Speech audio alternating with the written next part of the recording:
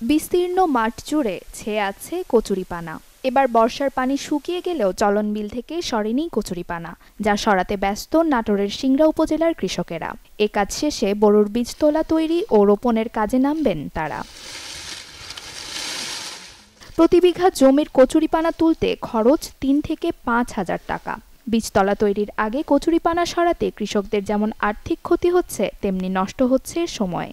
বছর শেষের খুশি নগদে হবে বেশি। নগদ পেমেন্টে নির্দিষ্ট ক্যাটাগরির কেনাকাটায় ৩০০ টাকা পর্যন্ত ক্যাশব্যাক। এই কইসিয়া আসার কারণে আমার নিজস্ব 13 বিঘে সাফ করতে, এই কইসিয়া হচ্ছে যে পরিষ্কার করতে, মানে পোলটা রাখতে শুকাতে আমার 20,000 টাকা গেছে। এখন পোড়ানে লাগবি, এই কইসিয়াটা আবার আগুন দিয়ে পোড়ানোর পর পরিচর্যা হওয়ার পর জমি আবাদে যাব। প্রতি বিঘাকে 1,000 টাকা খরচ হচ্ছে বর্তমানে পোলটাইতে। তাহলে আমরা কৃষক, এই আবাদ বুনাদ করতে এতে আমাদের সংসারের অননুক ঘাটতি হচ্ছে। কচুরিপানা সাফ করতেই আমাদের টাকাগুলো খরচ হয়ে যায়, তাহলে আমরা চলবো কিভাবে আর খাবো কি? আমাদের এই যেন বড় মৌসুম ইরির, এমন যেন কইসিয়ে এসে সব মনে করেন সব জমি লোড হয়ে গেছে। এমন ধরেন কামলার আমার এদিকেই কামের লোকেরও খুব ক্রাইসিস। ধরেন 500, 600, 700 টাকা দিন কামলা নিয়ে এসব সাফ করেছি।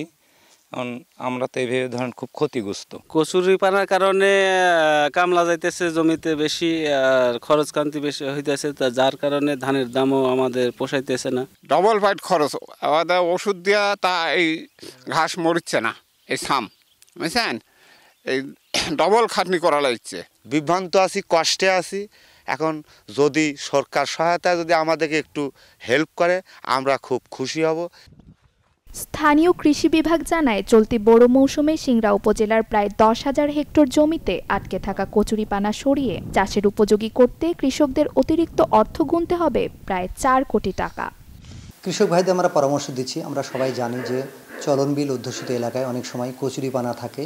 এই কচুরিপানার জন্য আবাদ যাতে ব্যাহত না হয়, এই জন্য কৃষক ভাইদের আমরা পরামর্শ দিচ্ছি, আপনার জলাবদ্ধ জায়গা থেকে কচুরিপানাগুলো উঠে নিয়ে জমিতে শুকায় পুড়াই ফেলবেন। কারণ আমরা জানি যে এই কচুরিপানা যদি পুড়িয়ে ছাই হয়, এটা হচ্ছে জৈব সার, এবং জৈব সার ব্যবহার করলে জমির উর্বরতা বৃদ্ধি পায়, ফলে ফলন বেশি পায়। তাই কৃষক ভাইদের আমরা বলবো যে আপনারা এই কাজ চলমান রাখবেন, আমরা সার্বিক সহযোগিতা করব। আমাদের লক্ষ্য হচ্ছে কৃষকদের বেশি ফলন ফলানো। চলতি বোরো মৌসুমে সিংড়া উপজেলায় 36,000 হেক্টর জমিতে ধান চাষের লক্ষ্যমাত্রা নির্ধারণ করেছে কৃষি বিভাগ। Desk report, channel 24।